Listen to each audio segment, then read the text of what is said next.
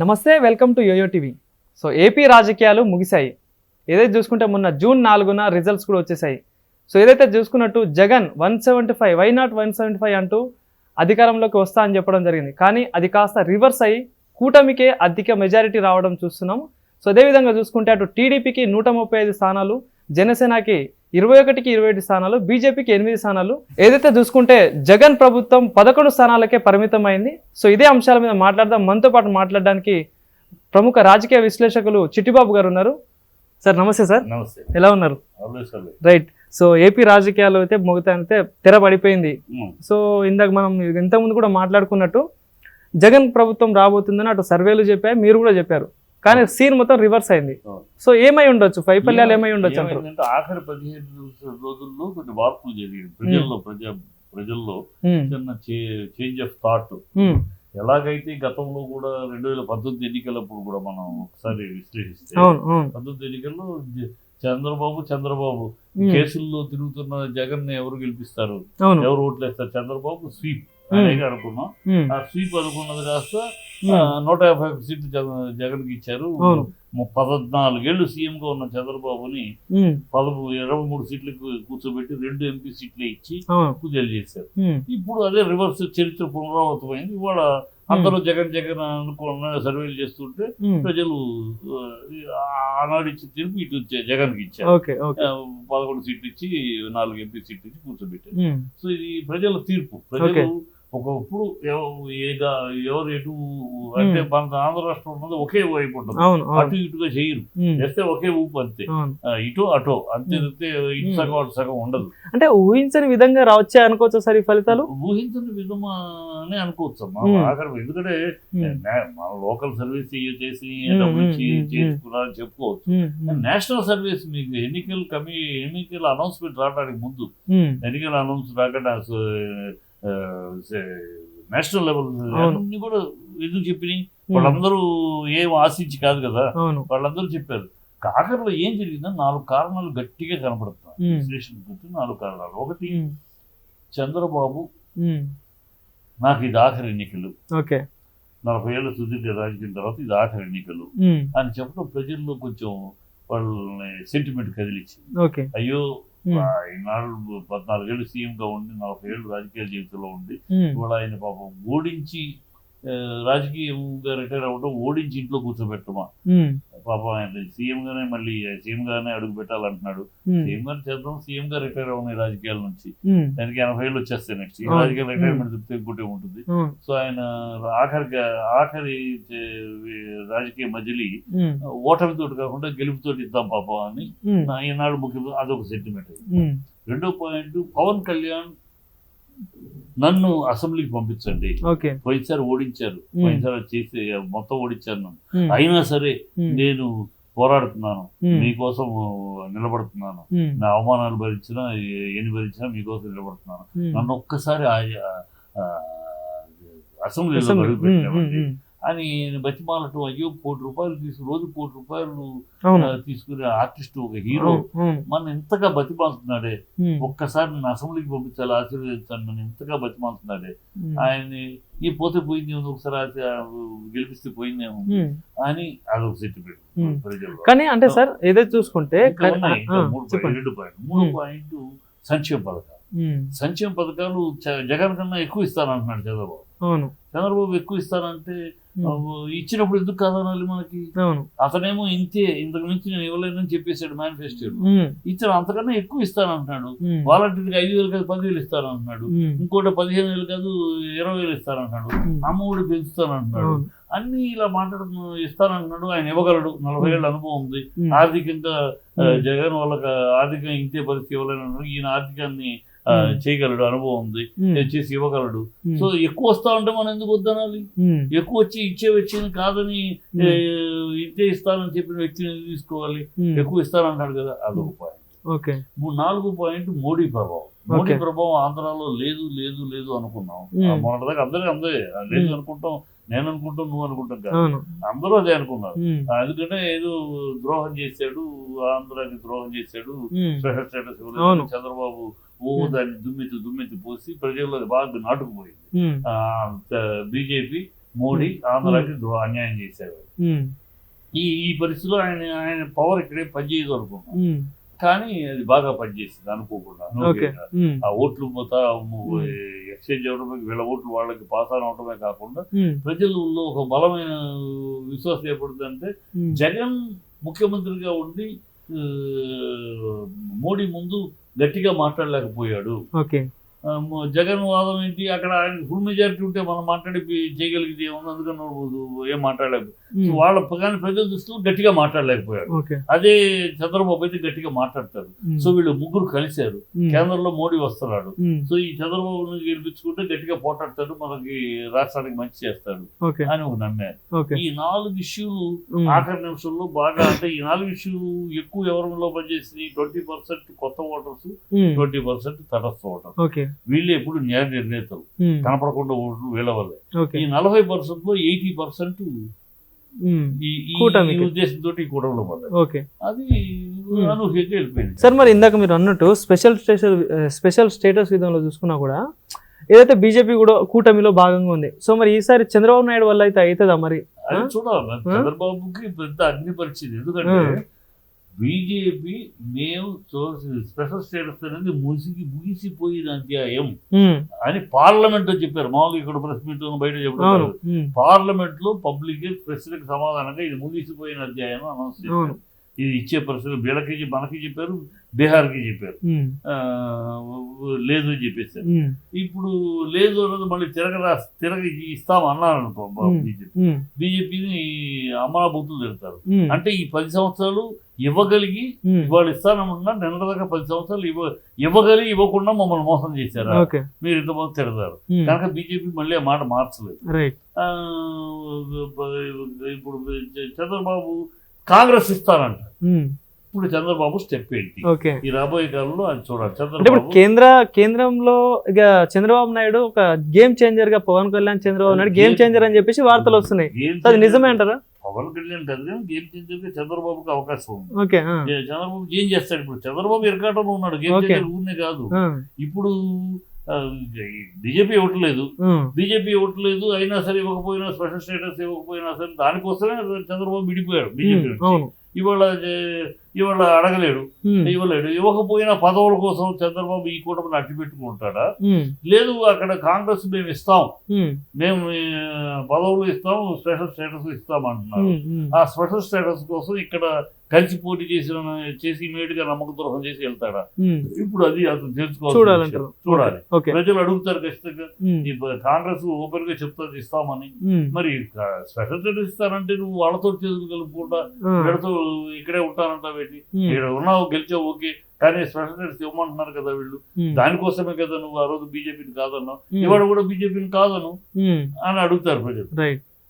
So ఇక్కటమైన పరిస్థితి అయినా ఆయన ఈ దీంట్లోంచి ఈ వ్యూహం నుంచి ఎట్లా బయటపడతాడో చూడాలి.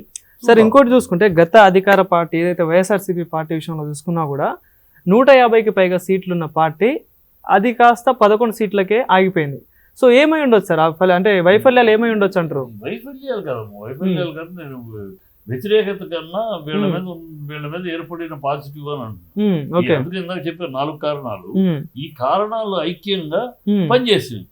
ఈ 4 ఓకే, ఆయనకి ఇచ్చారు కదా వీళ్ళు, ఆయన కన్నా బెటర్ గా ఏదో ఇస్తాం అంటున్నారు కదా వీళ్ళు, పైగా మోడీ కూడా కలుస్తున్నాడు కదా వీళ్ళతోటి, సో ఏదో మనం సాధించుకోవచ్చు మన రాష్ట్రానికి అని నమ్మారు. ఆయన నమ్మి ప్లస్ అటు నుంచి ఇటు వెళ్ళారు. అంతేకాదు చీ కొట్టడము జగన్ ని వద్దనుకుంటామో కాదు, జగన్ మీద వాళ్ళకి తృప్తే ఉంది.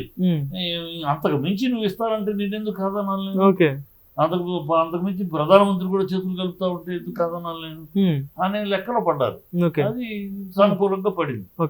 ఇంకోటి చూసుకుంటే జగన్ వ్యతిరేక కూలదోసారని మాటలు మాట్లాడటం అసహ్యం. ఎందుకంటే అలా అంటే చంద్రబాబుని 2003లో 2019లో మూల కూర్చోబెట్టారా, కూలదోసారా, మోకాళ్ళ మీద కూర్చోబెట్టారా? కాదు కదా. ఆ టైంలో అటు పాజిటివ్ గా అనుకున్నారు, ఒక ఛాన్స్ తోటి సానుభూతి చూపించారు. ఇవాళ మిమ్మల్ని మీ మీద సానుభూతి చూపించారు. మీ కాంబినేషన్ ని ఏదో వస్తుందని నమ్మారు.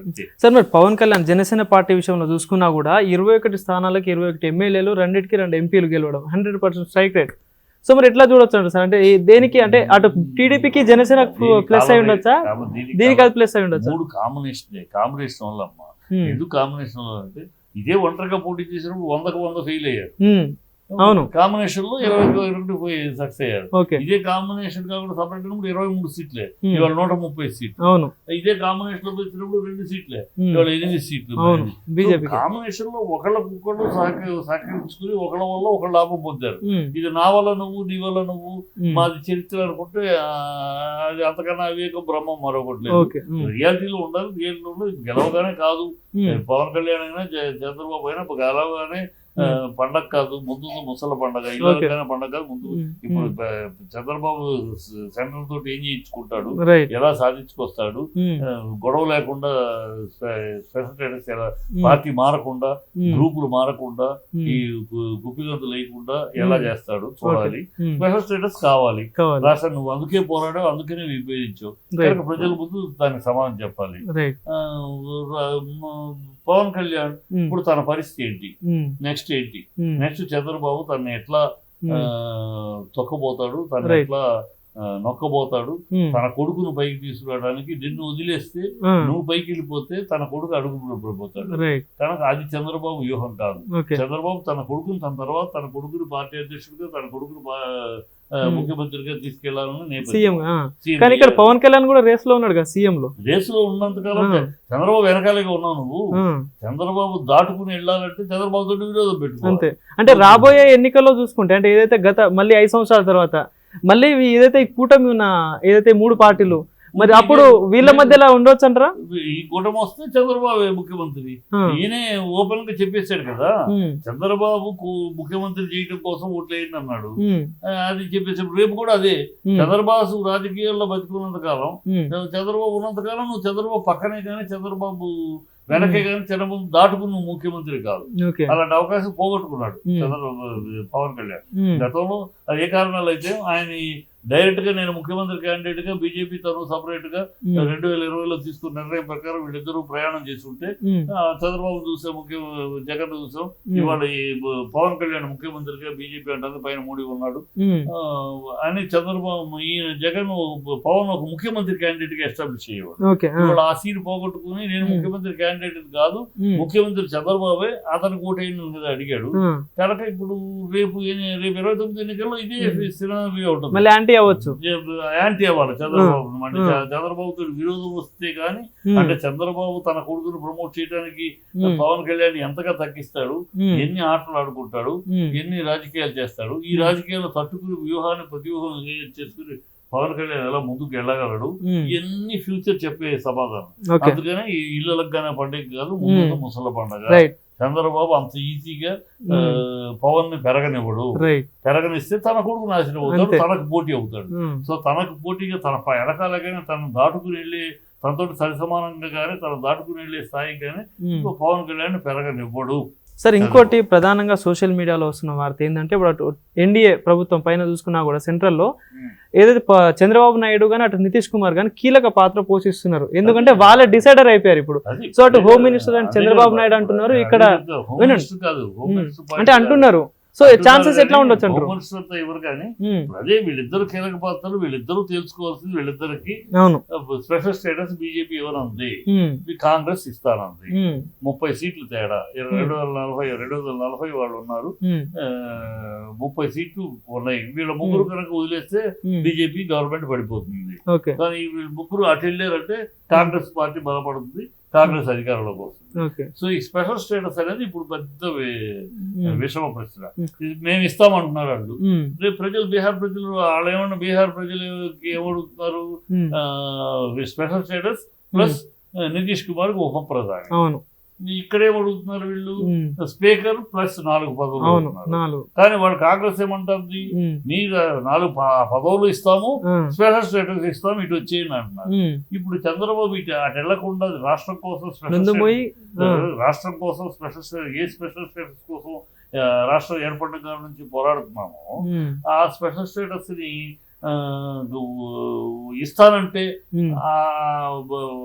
కాంగ్రెస్ తోటి చేతులు కలపకుండా పదవుల కోసం ఇక్కడే ఉంటాడా, ప్రజల ముందు సమాధానం చెప్పాలి. అది వేచి చూడాలి. సో నేనేమంటున్నా అంటే సార్, ఏదైతే ఇందాక మీరు మాట్లాడుకున్నట్టు అటు కేంద్రంలో చంద్రబాబు నాయుడు రోల్ ఏదైతే ఉందో, ఇక్కడ ఏపీలో కూడా పవన్ కళ్యాణ్ రోల్ కూడా అదే ఉన్నట్టు అనుకోవచ్చు. ఎందుకంటే ఏదైతే నా వల్లనే టీడీపీకి అన్ని ఓట్లు వచ్చినాయి, అధికారంలో వచ్చినాయి అని చెప్పేసి కూడా కొందరు బయట వార్తలు వస్తున్నాయి. హోమ్ మినిస్టర్ అంటూ వస్తున్నారు, అంటే డిప్యూటీ మినిస్టర్ అంటున్నారు. మాట్లాడచ్చు కదా, ఏం కాదు. నీకు 130 సీట్లు వచ్చినాయి చంద్రబాబుకి, నీకు 20, నా వల్ల 20 సీట్లు వచ్చినాయి, లేకపోతే అన్ని ఓడిపోయావు అంటాడు చంద్రబాబు. ఆ మాట వస్తే ఇప్పుడు తెలుగుదేశం వాళ్ళు ఆ మాట మాట్లాడదు కదా. ఇవాళ 20 సీట్లు వచ్చినాయి, 20 కద్దు, పోయిసారి మీరు ఒంటరిగా పోటీ చేస్తే ఏమైనా 0 వచ్చింది, మేము ఉండబట్టే మమ్మల్ని బట్టే మీకు వచ్చినాయి అని వీళ్ళు అంటారు. కనుక అది నీ వల్ల నా వల్ల ఆ చర్చ వస్తే ఒకళ్ళొకళ్ళు నేను తీసుకుంటా ఉంది.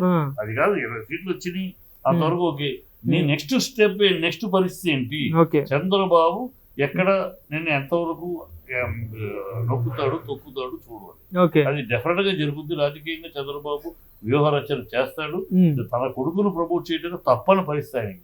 తన కొడుకును ప్రమోట్ చేయడానికి కోసం తప్పని పరిస్థితి ఆయనకి. వాళ్ళ ప్రజల్లో ఏంటంటే, నేను ఇలాగే మోడీని, అమిత్ షాని పొగిడాను, తిట్టాను, అయినా మళ్ళీ పొగిడితే ఓట్లు వేయలేదా, అలాగే జగన్ పవన్ ని పొగిడాను, రేపు తిడతాను, ఓట్లు వేస్తారు అని నమ్మకం ఉంటుంది ఆయన. ఇవాళ జరిగిన ఎన్నికలు బట్టి నేను ఎంతగా మోడీని టెర్రరిస్ట్ అంటిని, మోడీ కేడీ అంటిని, బ్లాక్ ఫ్లాగ్లు చూపిస్తుంది, అద్దాలు కారు అద్దాలు బాగొట్టిస్తుంది, అన్ని తిట్టాను, అయినా ఇవాళ నాకు ఓట్లు వేసారు కదా, కాంబినేషన్ ఒప్పుకున్నారు కదా జనాలు. కానీ రేపు అట్లాగే ఇవాళ పవన్ ఇవాళ పొగుడుతున్నారు, రేపు తిడతాను, నాకు ఓట్లు వేస్తారన్న కాన్ఫిడెన్స్ ఆయనకు ఉంటుంది. దానికోసం చక్కెర తిప్పుతాడు. అది ఎదురొడ్డి నిలగలిగి, దాన్ని దాటుకుని వెళ్ళగలిగి, ఆ వ్యవహారం ప్రతిరోజు చేయగలిగిన సలహాదారులు పవన్ ఏర్పరచుకోవాలి. లేకపోతే పవన్ ని శుభ్రంగా టాటా వాడుకుని వదిలేసి చంద్రబాబు అలవాట్ల పొరపాటులాగా చేస్తారు. అంతే అంటారు సార్. ఇంకోటి చూసుకుంటే, ఏదైతే గత ప్రభుత్వంలో, జగన్ ప్రభుత్వంలో చంద్రబాబు నాయుడు గారిని అరెస్ట్ చేసి అంటే కొన్ని ఇబ్బందులు జరిగినాయి. సో ఇప్పుడు గవర్నమెంట్ మారింది, మళ్ళీ చంద్రబాబు నాయుడు అధికారంలోకి వచ్చారు. సో అదే రిపీట్ అవుతుంది అనుకోవచ్చా? ప్రతికార్య చర్యలు చంద్రబాబు చేస్తాడు. అసలు ఈ వయసులో తను జైల్లో కూర్చోబెట్టాడని అతను చేయకపోయినా కుటుంబ వ్యక్తులు ఖచ్చితంగా చేయాలి. ముందు లోకేష్ ముందు ఉంటాడు, రెడ్ బుక్ అంటున్నారు. రెడ్ బుక్ అంటున్నాడు లోకేష్ ముందు. ఆ పక్కకి కసి ఏ కొన్నాడు కదా. చంద్రబాబు కొంచెం మెచ్యూరిటీ మీద ఇవన్నీ కాదు అనవచ్చు, కానీ లోకేష్ ఖచ్చితంగా ఒప్పుకోడు, భువనేశ్వర్ ఒప్పుకోదు. ఎందుకంటే భర్త నా వయసు జైల్లో చూడటం బాధపడిపోయారు రోజులు. అంతవరకు భువనేశ్వర్ ఇప్పుడు రాజకీయాలకు రాలేదు, ఆవిడ ఇప్పుడు వచ్చింది. కనుక ఉండొచ్చు, ఉంటే దానికే సిద్ధంగానే ఉన్నాడు కదా. నేను సిద్ధమే అంటున్నాడు, ఏమి వెనక చేయట్లా, భయపట్లా కాదు కదా. చూద్దాం, లెటర్స్ ఈ కాలం ఎవరు అయితే. అసలు వీటికన్నిటికన్నా ముందు చంద్రబాబు ముందున్న ప్రశ్న స్పెషల్ స్టేటస్, సూపర్ 6. ఇది సూపర్ 6 అవన్నీ కూడా అవన్నింటినీ మరిపించడం. కానీ సార్ ఇంకోటి చూసుకుంటే, మీ అనలైజ్ ప్రకారం చూసుకున్నా, రాష్ట్రం ఇప్పటికే 10 లక్షల కోట్ల అప్పు దాటింది. కానీ ఇప్పుడు చంద్రబాబు నాయుడు కొత్తగా మళ్ళీ కొత్త హామీలు, సూపర్ 6 అంటున్నారు. సో ఇవన్నీ సాధ్యమైతే అంటారా సార్? 600 హామీలు ఇచ్చారు. ఇదే ముగ్గురులో చంద్రబాబు సంతకం పెట్టి 3 ఫోటోలు వేసి ఇచ్చారు. ఒకటి చేసి చేయలేరు. చంద్రబాబు కాన్ఫిడెన్స్ ఏంటంటే, ఒక సంవత్సరం అయిన తర్వాత మర్చిపోతారు జనాలు అని, మర్చిపోతారు. పోయింది చేసి చేస్తాం, మిగతా మర్చిపోతారని చెప్తా అనుకుంటాడు. ఆ లెక్కలో ఇప్పుడు అతనికి అవన్నీ కూడా ఇప్పుడు అడ్వాంటేజ్ ఏంటంటే, ఎన్నిటి కూడా జనాలు మరిపించడానికి స్పెషల్ స్టేటస్. ఇప్పుడు ఒక నెల ఈ ప్రమాణ స్వీకారం అయిపోయినా ఒక నెల రోజుల్లో మొదలెడతాడు. ఎవరు తన మనుషుల ద్వారానే ఈ స్పెషల్ స్టేటస్ టాపిక్ తీసుకొచ్చి, నాకు ప్రెషర్ ఉంది స్పెషల్ స్టేటస్ తోటి, నాకు ప్రజలకి సమాధానం చెప్పాలి, మోడీ గారు దీన్ని మార్చారు. మోడీ గారు మార్చలేరు. మార్చితే 4 రాష్ట్రాలకు ఇవ్వాలి, 6 రాష్ట్రాలకు ఇవ్వాలి. మార్చలేదు. మార్చితే దాని పరువు కూడా పోతుంది, బీజేపీ పరువు కూడా. సో చంద్రబాబు మెడలు వంచాడు అంటారు. చంద్రబాబు మోడీ మెడలు వంచి ఇచ్చారు అంటారు. సో పరువు మొత్తం మంట కలిసిపోతుంది. కనుక అప్పుడు ఇది ఎలాంటి కాంగ్రెస్ తోటి చేతులు కలుపుతాడా? రాష్ట్రం కోసం కాంగ్రెస్ తోటి చేతులు కలిపి నేను ఆ పార్టీని మోడీని దింపేసి చేస్తాడా? అలాంటి జిమ్మికి చంద్రబాబు చేయగలిగినోడే కదా. ఆయన ఏమి చేయడు, రీతిగా కట్టుబడి ఉంటాడని మనం అనుకోకర్లేదు. అతను చేతులు అలాంటిదే కనుక. సార్ ఇంకోటి చూసుకుంటే చూద్దాం, కాలమే రాబోయే 3 నెలలు ఆగస్టు సంక్షోభం ఇప్పుడు మనకు ఉంటుంది. ఈ రాబోయే జూలై, ఆగస్టు, ఈ జూను, ఈ 3 నెలల్లో రాబోయే పరిణామాలు చాలా చాలా చూడాల్సిన అవసరం ఉంది, చూడాల్సిన నేపథ్యం ఉంది. తప్పని పరిస్థితి, పవన్ కి తప్పని పరిస్థితి, చంద్రబాబుకి తప్పని పరిస్థితి. ఈ స్పెషల్ స్టేటస్ అనేది పవన్ ఏం చేస్తాడు? స్పెషల్ స్టేటస్ కోసం కాంగ్రెస్కి వెళ్తే పవన్ కాంగ్రెస్ కి వస్తాడా? పవన్ స్పెషల్ స్టేటస్ అవసరం లేదు, నేను వెళ్తుంటే ఉంటాను ఆల్రెడీ నిన్న వెళ్తుంటే ఉంటా అన్నాడు. రేపు ఇంకా ఈ టాపిక్ రాలా, స్పెషల్ స్టేటస్ అనే టాపిక్ రాలా. అది వచ్చినప్పుడు నీ స్టాండ్ ఏంటి వస్తుంది కదా. సరే, ఇంకోటి ఏదైతే జగన్ ప్రభుత్వంలో ఉన్న మంత్రులు, ముఖ్యమైన ప్రధానమైన మంత్రులు కూడా ఎవరు గెలవని పరిస్థితి. సో వాళ్ళ వల్ల ఏమైనా మైనస్ అయింది అనుకోవచ్చా? పోయినసారి చంద్రబాబు 2019 హిస్టరీ చూసుకున్నామా లిస్టు మొత్తం చంద్రబాబు మినిస్ట్రీ అంతా ఓడిపోయింది. ఇప్పుడు అంతే, ఒకసారి ఇది కాదు అటు అనుకున్నాక ప్రజలు ఇక్కడ మినిస్టర్ ఎమ్మెల్యేని గెలిపిద్దాం, మినిస్టర్ ఓడిద్దాం, లేదా మినిస్టర్ గెలిపిద్దాం, ఎమ్మెల్యేని ఉండదు. ఎవరైనా ఒకసారి ఇటు కాదు అటు అన్నాక గాలి అంతే, మొత్తం ఆ సింబల్ ఓడించడం, ఈ సింబల్ గెలిపిస్తుంది అంతే. అక్కడే ఉంటుంది. ఇవాళ వీళ్ళందరూ మినిస్టర్లు ఓడిపోయారు వీళ్ళ వల్ల అంటే మరి ఆ రోజు చంద్రబాబు ఆ మినిస్టర్ వాళ్ళు ఓడిపోయారు కాదు కదా. సో అట్లా మనం వీళ్ళ ఓటమిలో దాన్ని మాత్రం వీక్ గాను, వాళ్ళ ఓటమిలో చాలా గొప్పగా చెప్పాలి. ఇద్దరు ఓటములు ఆనాడు ప్రజలు ఆ తీర్పది 14 ఏళ్ళు సీఎం గా ఉన్న చంద్రబాబుని 23 సీట్లకి 2 ఎంపీ సీట్లు కూర్చోబెట్టడం అనేది చెప్పాలంటే మరి ఇప్పుడు ఇది పరాభవం అంటే అది పరాభవం కదా, అది అవమానం అంటే అది అవమానం కాదు. ప్రజలు అప్పుడేమన్నారు, ప్రజలు తీర్పు ఇట్లా ఉంది, ప్రజలు ఇది కాదు ఇట్లా అనుకున్నారు, వేసారు. అదే అనుకుంటే ఇప్పుడు అదే. సో ఎట్లా ఉండొచ్చు సార్ మరి రాబోయే రోజులలో ఎట్లా ఉండవచ్చు, ఏపీ రాజకీయాలు ఎట్లా ఉండవచ్చు? ఎందుకంటే ఇప్పటికే మొత్తం నువ్వా నేను అన్నట్టు పోటీగా ఎన్నికలు అయిపోయినాయి, రిజల్ట్స్ వచ్చేసినాయి. ఎట్లా ఉండొచ్చు మీ విశ్లేషణ ప్రకారంగా? చెప్పాను కదా, ఈ స్పెషల్ స్టేటస్ అని ఒక ఆట ఆడిస్తుంది. ఇంకోటి పోలవరం కూడా ఉంది కదా ప్రధానంగా. పోలవరం అన్ని వెనక్కి వెళ్తాయి స్పెషల్ స్టేటస్ తోటి, అన్ని వెనక్కి వెళ్తాయి. ఇప్పుడు రాబోయేది ముందు ఫోకస్ అవ్వబోయే స్పెషల్. ఎందుకంటే ఈ స్పెషల్ స్టేటస్ అనే పాయింట్ బీజేపీని చంద్రబాబును విడదీసింది. ఇవాళ కలిసినాక మరి అది రావాలి కదా. అవును, ఏముందని కలిసావు రావాలి కదా. సరే వీళ్ళు ఇవ్వకపోతే వీళ్ళతో కలిసి అది రాదంటే మరి ఇస్తానంటున్నారు కదా కాంగ్రెస్, దాంతో ఎందుకు తెచ్చుకోవు? ఇది ఒక సెంట్రల్ పాయింట్, ఇది సెంట్రల్ ఇష్యూ కింద స్టార్ట్ అవుతుంది. రేపు స్టార్ట్ అయినాక దాన్ని ఎట్లా హ్యాండిల్ చేస్తారు. అలాగే చంద్రబాబు తర్వాత పవన్, లోకేష్. చంద్రబాబు ఎవరిని తొక్కుతాడు, ఎవరిని పెంచుతాడు ఆటోమేటిక్ గా. సో అది దాన్ని ఎలా తట్టుకుంటాడు పవన్ కళ్యాణ్, ఎలా దాన్ని అధిగమిస్తాడు, రాబోయే చరిత్ర అలా ఉంటుంది. Right. So thank you sir, thank you. So చూద్దాం ఇది రాబోయే రోజులలో ఏపీ రాజకీయాలు ఎట్లా ఉండబోతున్నాయి అనేది వేచి చూద్దాం. Keep watching YoYo TV.